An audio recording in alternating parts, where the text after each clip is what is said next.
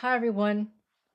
Today, we're going to talk about a subject that is very close to many of us. That for those of you who've ever experienced a painful breakup, or if you've been married and experienced a divorce that was also very painful, you will be able to relate to all of this. And the common questions I hear are, why can't I get over my ex? My ex cheated on me, and why do I keep thinking about him or her? I know my ex is toxic, but why can't I let go? It's been a few years since our relationship ended, and why am I still hoping my ex will return someday? So, today we're going to discuss the number one reason why it's so hard to let go of past hurt and betrayal. I believe the number one reason is because our hearts and minds are at war. Let me say this again. I believe the number one reason is because our hearts and our minds are at war. So let's dive right into this topic so we can hopefully understand why and how to finally let go. I think the people who have contributed to our personal and spiritual growth have the greatest lasting impact on us because our growing pains are not only very painful, but they challenge us to embrace the truth and accept reality. It's an agonizing struggle for the mind and heart to reach agreement and find peace. When we feel stress and pain, it's because our hearts and minds are wrestling with what is, meaning the reality. So, this is why I say our hearts and minds are at war. When our hearts finally come to terms with what our minds already know, then peace is finally reached, followed by happiness afterwards. So, as an example, when someone you love betrays you, your heart hurts and doesn't want to believe and let go of that toxic person. But your mind knows this is not a healthy relationship and it's best to move forward. So when your heart finally grieves, accepts the ugly truth, and lets go of the person causing the pain, that's when your heart joins your mind in unity. The truth will never betray us. And we can then stand on the rock of truth, accept responsibility for the lessons learned, and move forward with strength, humility, and wisdom. Wisdom is realizing it's not the betrayer who is responsible for hurting us, but it's our responsibility for the poor choices we made in allowing that betrayer to have access to our hearts without first understanding the true character of the betrayer. Okay, so folks, let me just stop right here and we're going to talk about this. Okay, so now what I want to make clear is that we're not here to blame anyone. Okay, when a relationship ends, at this point, I'm not here to try to put blame on anybody.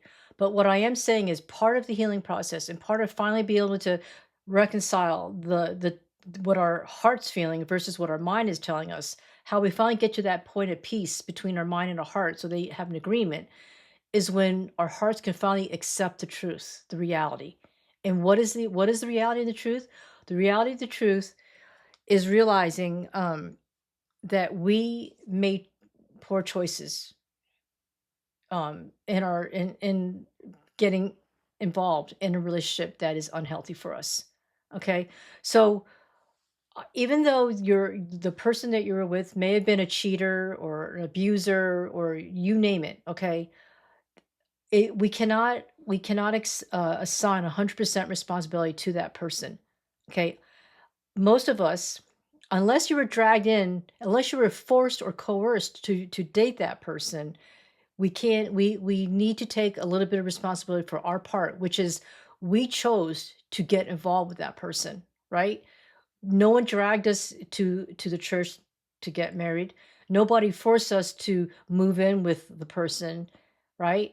We consciously made the decision to allow our hearts to fall in love, allow ourselves to actually join with that person, whether it's living with that person long term or marrying that person, right?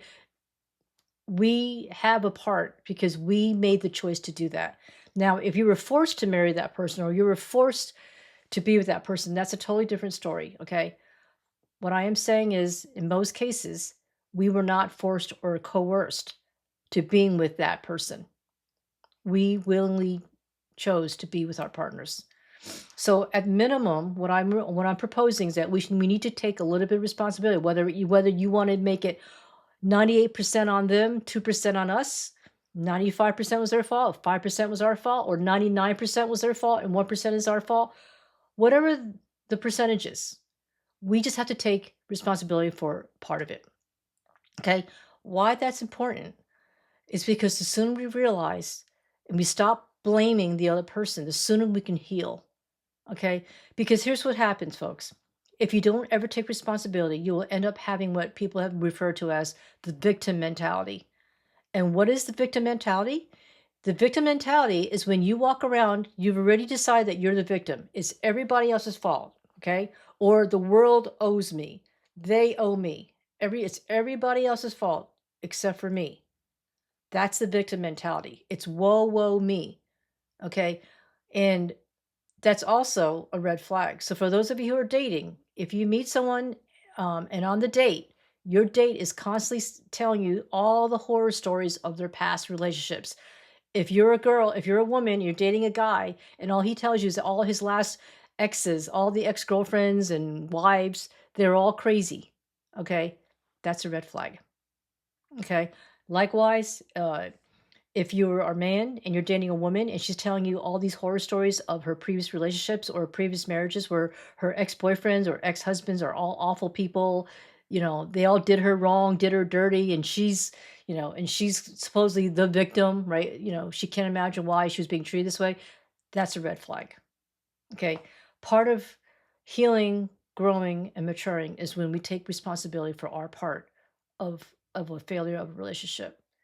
And like I said, we need to take responsibility at minimum that we willingly chose to be involved in someone like that. Now, that's as far as it goes. And then the next step is learning the lessons. Understand what happened. Understand that people that are toxic, they need help. They need to get help to heal.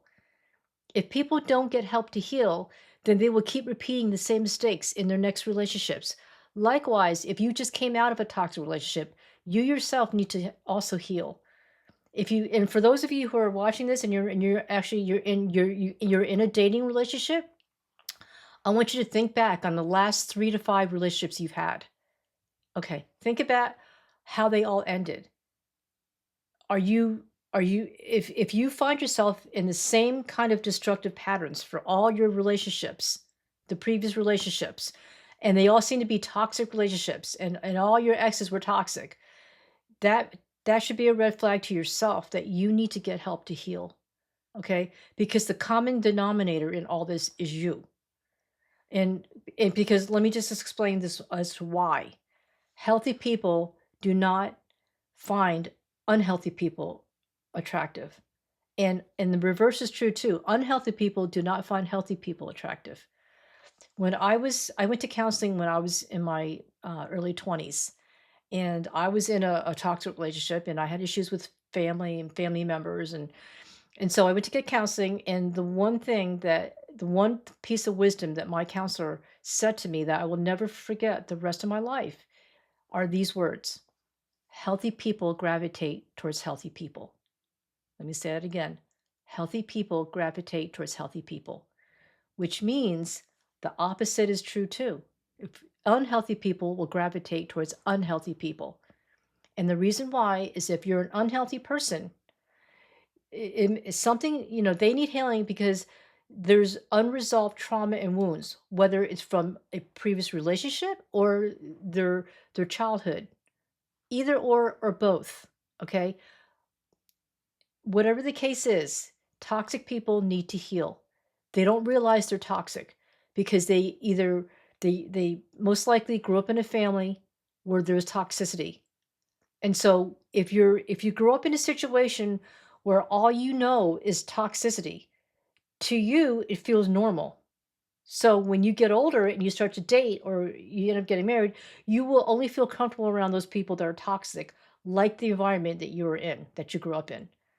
And so that's what happens, and that's why subconsciously you don't realize when you're being attracted to someone who's toxic, okay? And that's why counseling will be very helpful, especially a psychotherapist. A psychotherapist specializes in uh, going over all your childhood experiences and traumas, and they'll help you identify those key points in your life that were traumatic. Okay, and they can help you heal finally. So I definitely recommend it. It's worth the money. It's worth exploring so that you can finally heal. For those of you who are toxic, it's worth it. And for those of you who are in toxic relationships, you need to go to counseling and heal as well. Because something in your past or recent relationships has also affected you negatively in the fact that you keep attracting these kind of people into your lives. Okay. Usually it's the codependency problem. Okay. When usually people are in toxic relationships, there's a lot of codependency involved, which means you become codependent to someone who's toxic. So and there's usually also a trauma bond between the two people. Okay. So it's very important that you get counseling and you heal so that you don't make the same mistake again in the future or or get involved in repeating the same uh, destructive patterns in your relationships. Okay, so this is why it's important to take responsibility. Okay, even if you weren't aware that you needed counseling, you didn't know that you were someone that uh, was subconsciously attracted to people that are toxic.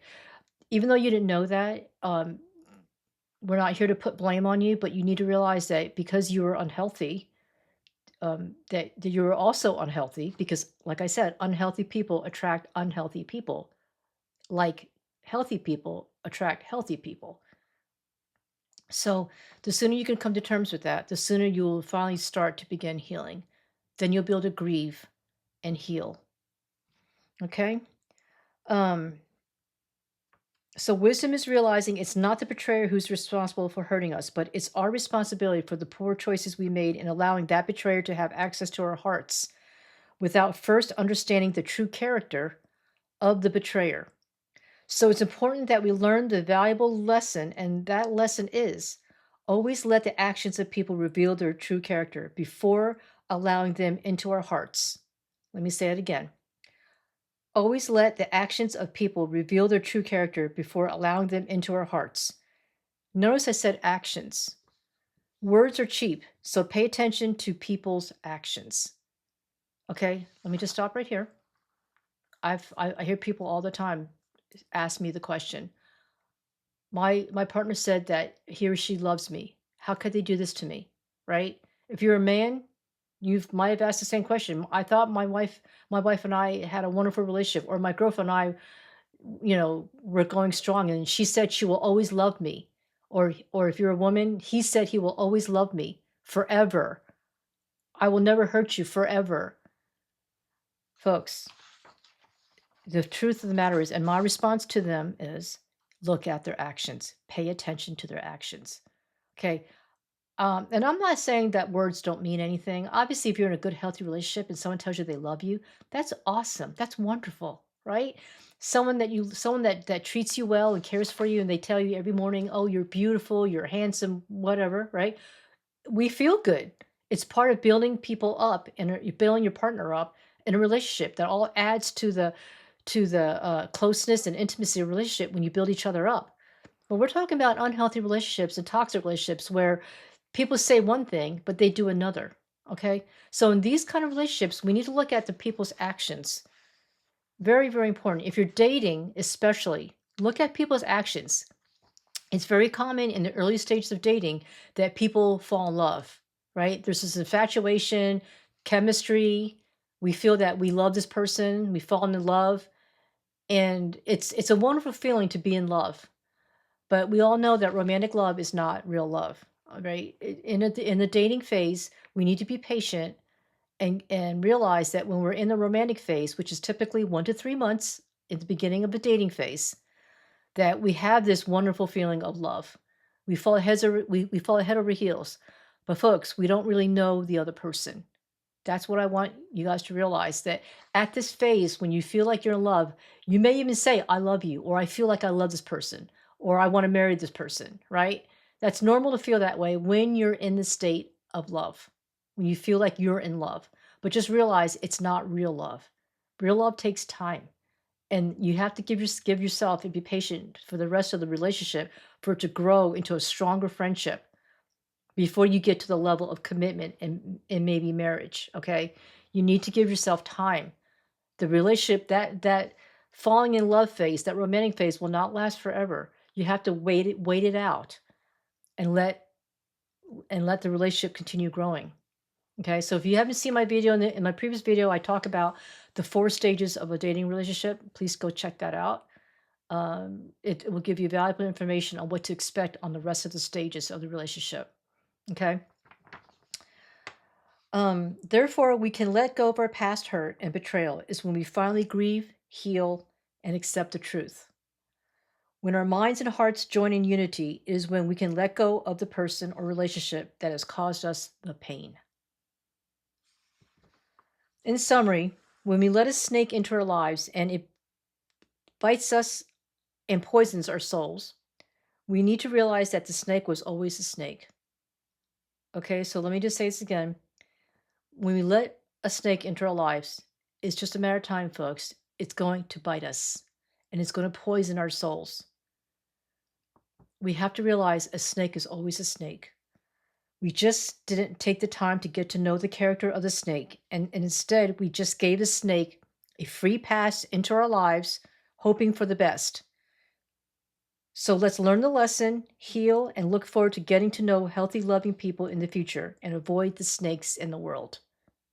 Okay? So again, this goes back to what I just said earlier.